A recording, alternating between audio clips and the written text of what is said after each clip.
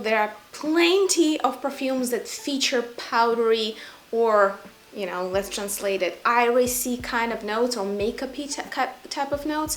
And I'm trying to separate at this point perfumes that are not necessarily lipstick-like smelling and not necessarily makeup bag-like smelling, but different kinds of like dusty, powdery features that are very prominent, so prominent in the perfume that I would call it powdery first and all other accords second. Every once in a while there is like an inner perverted librarian in me that wakes up and demands the smell of old dusty books, and then I go for these.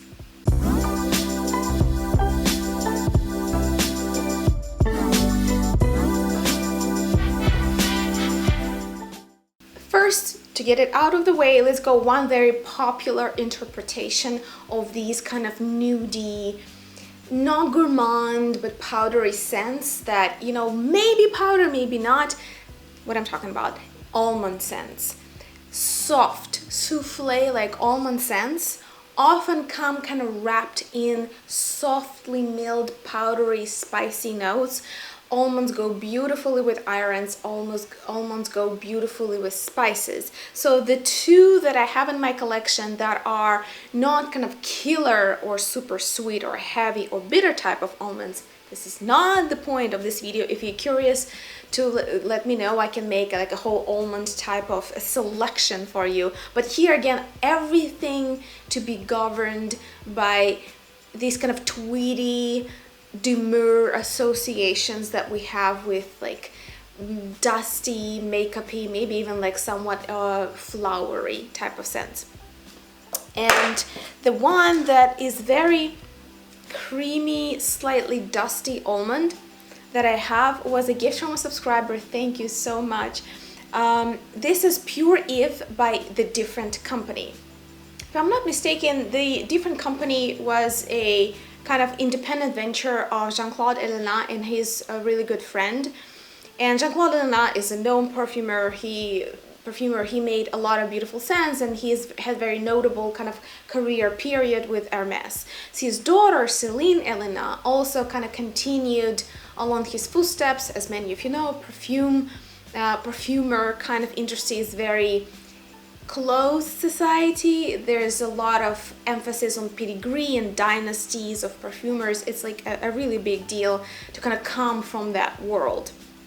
So Selena has definitely her own taste and her own approach to perfumes, and she kind of continued his footsteps in Hermes and The Different Company. She made this particular scent, the Pure Eve, in 2011.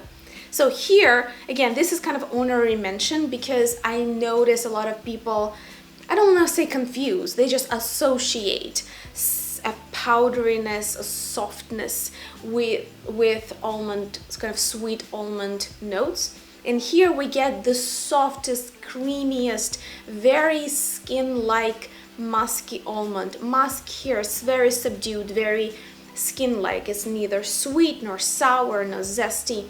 It's not heavy, it's very ethereal and kind of fluffy in a way. And I think that kind of fluff, very rounded, soft impression, that's what gives somewhat powdery feel to it, even though I wouldn't say that almonds and powder are necessarily the same thing for me olfactorily wise.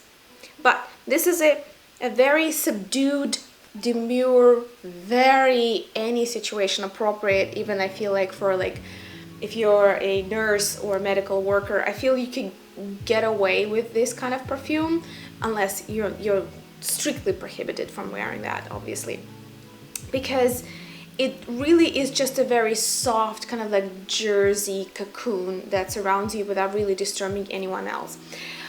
When we talk about my favorite soft, nudie, sweet almond, I would actually say that goes to Tardis by Carner Barcelona.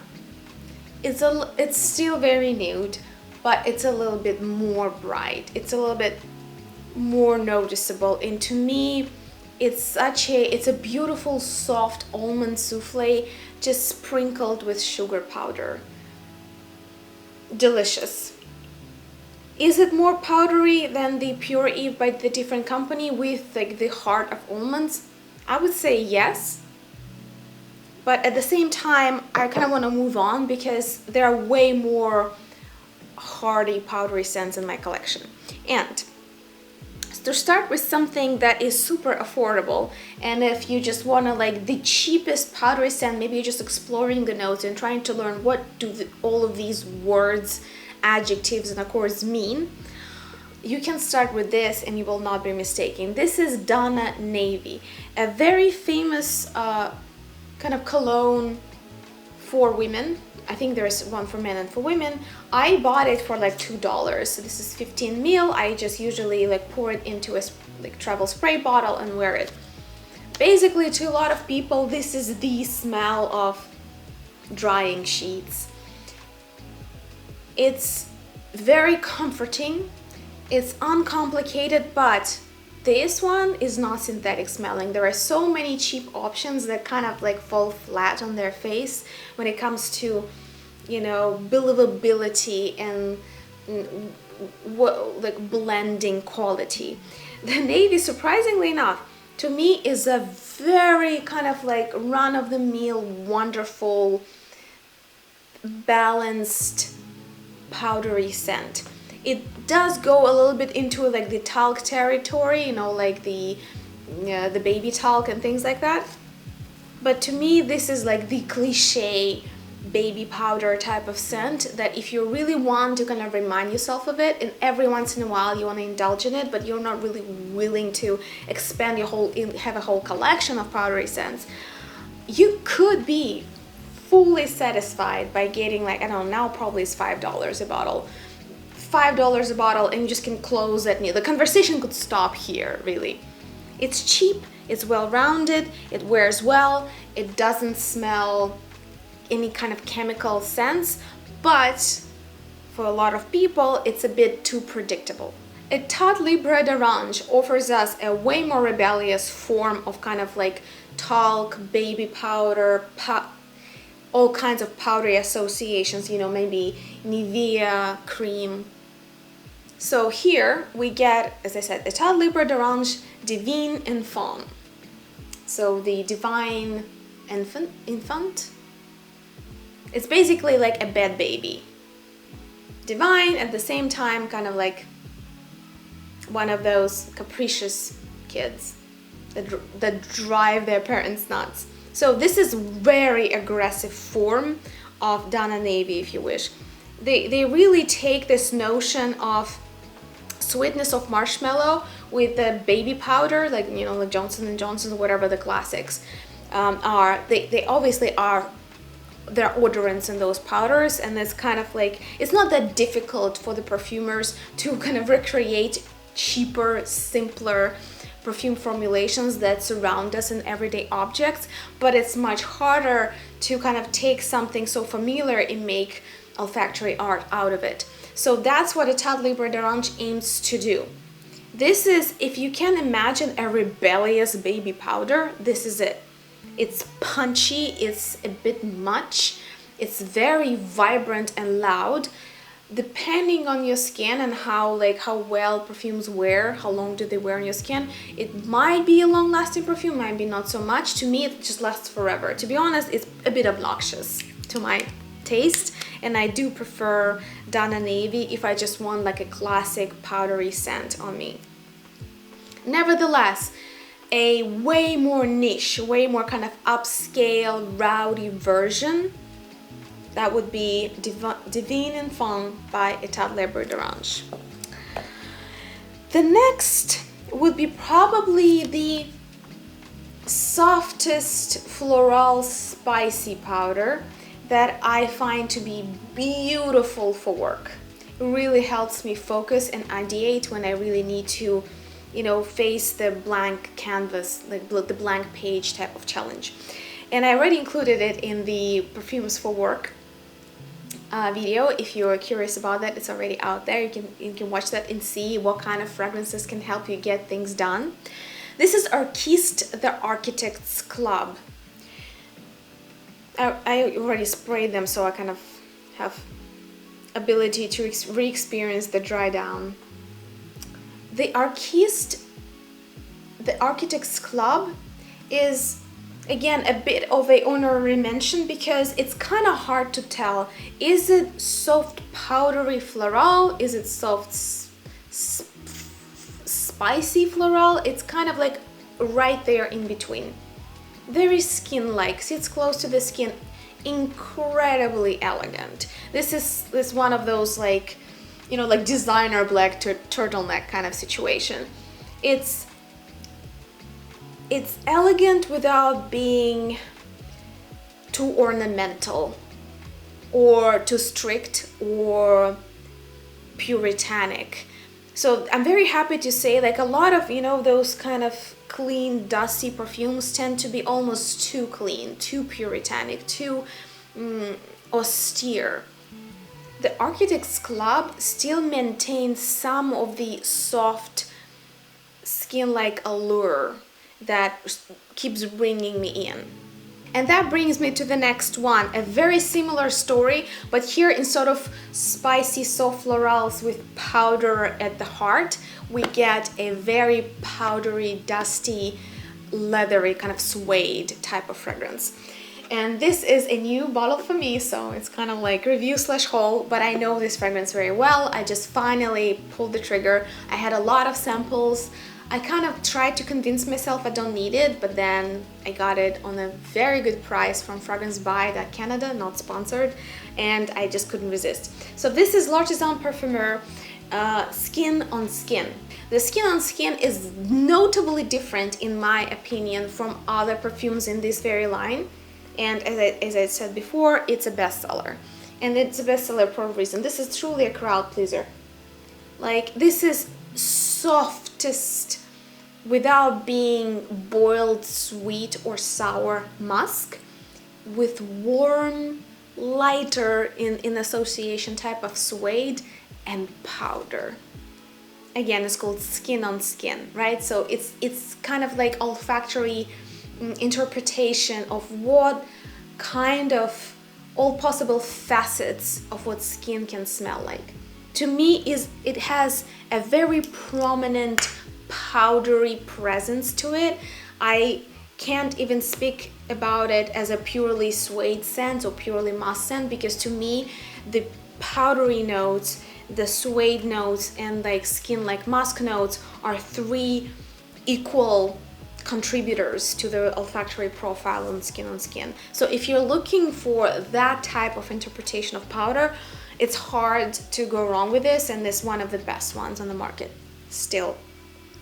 All right, now if we go toward more of a Asian interpretation of powder, we immediately start thinking about rice powder. And I actually have only one contributor here, but it's a really good one. This is why I'm not really exploring this note, the rice powder, any further. And this is Juliet has a gun. Simply Jill Sander, the flanker that is called Powdery. They have quite a few flankers. They're very hard to find. Every once in a while they pop up on different websites for very affordable prices. Snatch them when they're there, because they disappear and then you can find them anywhere. So this is like a dusty pink liquid, as you can see. And this is truly for those who like, again, skin-like, very makeup bag type of scents, where the most prominent type of powder you feel is like sweetness of rice pudding with that kind of powdery flair added to it. It's very charming. It's not complicated. If you're going complicated, as I told you, I'll give you a few options. More like sophisticated, dimensional, you know, a lot to think about. That would be Skin on Skin, that would be Divine and Fun, and a few others that I'm going to show you later. But if you're looking for something truly comforting, and I find that powdery scents are often loved by people for their kind of comforting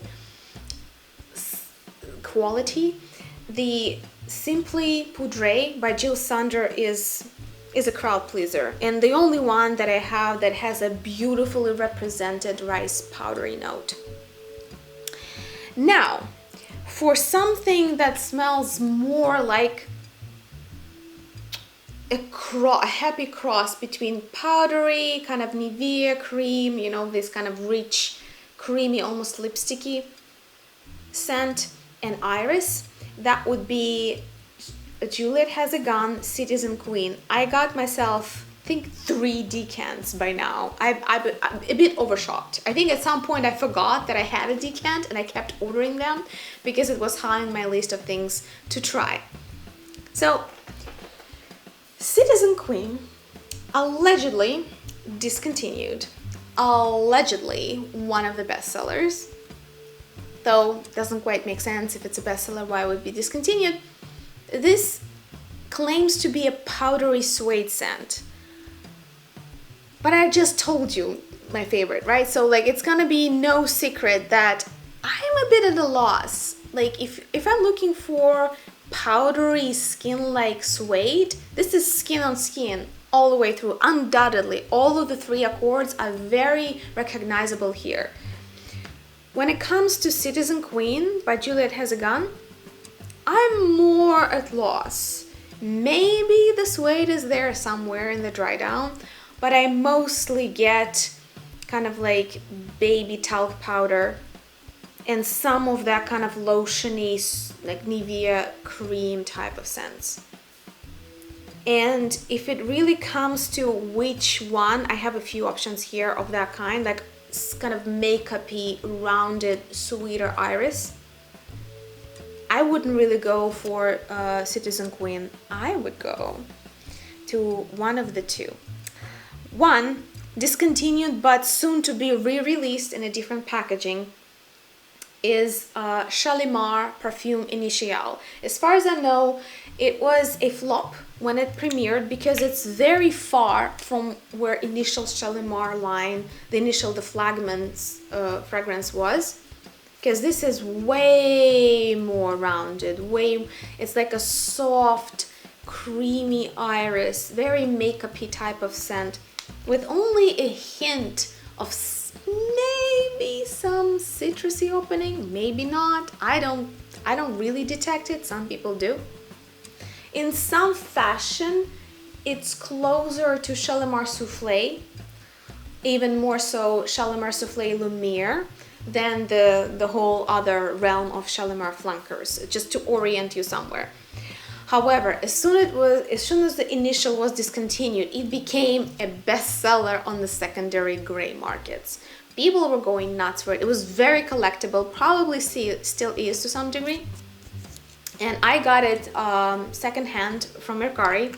Was very happy because again, it's a bit of a has cult status when it comes to irisy powdery perfumes, but to me it doesn't have enough powder. It's more of a creamy, sweet, well-rounded, makeup-y iris type of perfume rather than powdery. But still, one of the iconoclastic perfumes that kind of shaped probably most of the releases that I showed you that were after that. So many brands, niche or designer, tried to reproduce this in their own fashion, and that kind of tells us that sometimes a new release not selling well tells us nothing about kind of the historic significance of that perfume. So Guerlain, as far as I know, finally kind of like caved in and said like, you know what, we want like a slice of that pie of these like crazy marked up resales of the Shalimar Perfume Initial, and they say that they will repackage it and they will give it its own name. This was basically the main gripe of kind of retro connoisseurs. A lot of people who really love vintage perfumes were, how to put it nicely, they were astonished that something like this was put alongside other Shalimars. It's like, this is a beautiful perfume, maybe, but it's not a Shalimar. So Guerlain is gonna re-release it soon enough, as with the name Initial, as far as I know. So be on the lookout, whether you want a vintage version at this point or if you're gonna wait for the re-release. This is one of the quintessential market-shaping perfumes of a sweet makeup-y iris. Another one that is, I think, doesn't get enough fame that it really deserves, and the one that I actually prefer to show them our initial, is Iris de Champs by Oubigant. Historic niche brand that unfortunately changed a lot of hands, and I'm still not sure where they are in terms of their budget and with their business plan and the ownership and the rights to their perfumes, because I know some of the Oubigant perfume recipes were resold to Dana, and it's still not clear like who owns what. But anyway, those perfumes that you can get, they are very high quality. It kind of depends whether you like that type of a scent. So Oubigant Iris de Champs to me is the best creamy iris in my collection. I tried many, but I find this to be quintessentially perfect. Not nearly as powdery as I wish it was, but then I found I'm going to show you a more powdery iris perfumes. But this one is like, if I wanted a lotion with iris-centric accord, this would be it. Beautiful, well-rounded, creamy, just perfection. Perfection of a creamy iris, but not powdery enough. So when we're talking about powdery enough, the absolute favorite in this video, yes, it's gonna be something that I'm oddly ashamed of, because I feel like I should like something a little bit more highbrow, but I like this the most. And this is a gift. I finally got a bottle thanks to my lovely subscriber who sent it across the ocean for me. This is Replica Lipstick On by Maison Margella.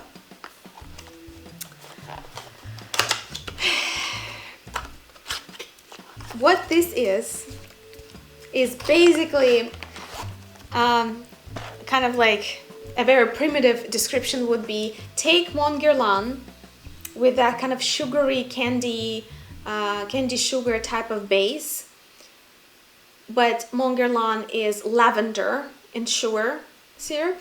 This is iris with heavy dose of powder in the sugar syrup.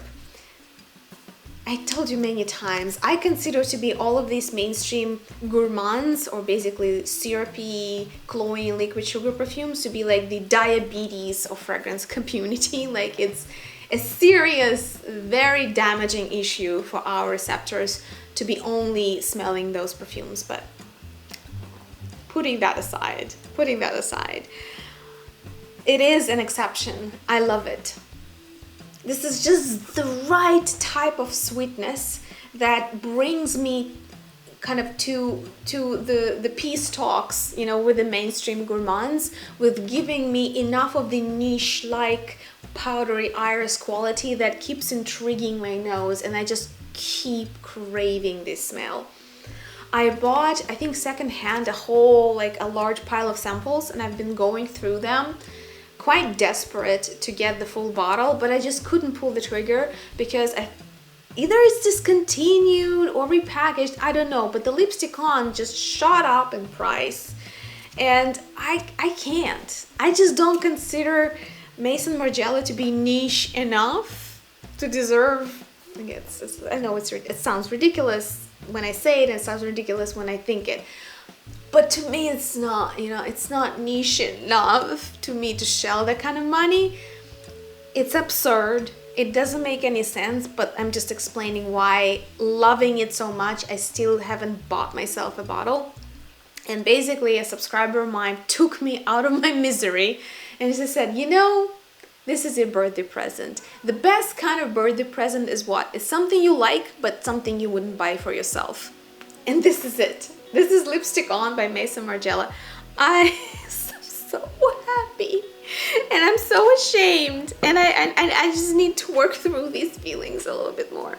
Okay, so the other version that I want to show you is probably the ideal powdery iris. If this is, to me, ideal creamy iris with hints of powder, but like the Deal Powdery Iris.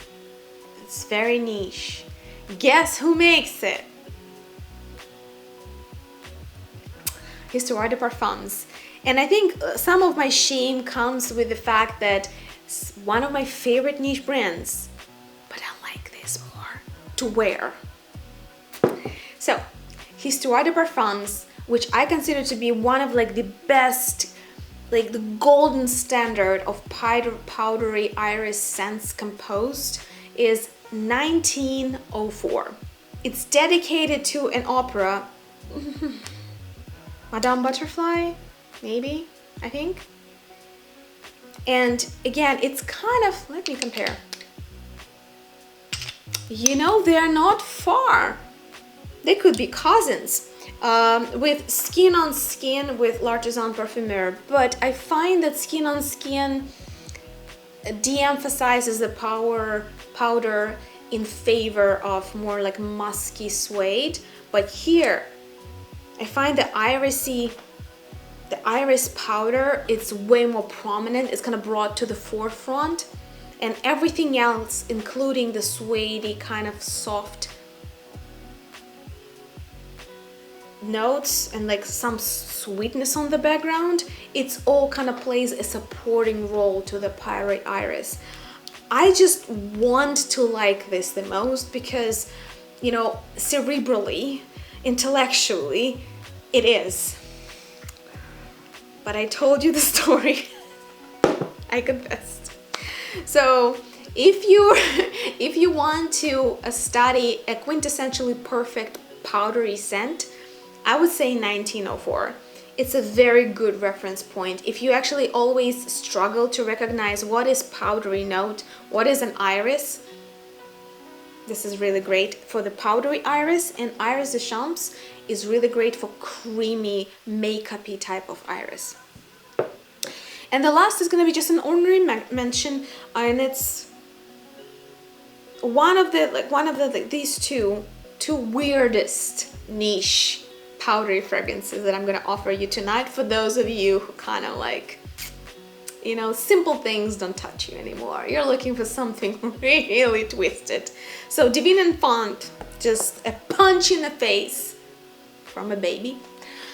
Well taken care of baby.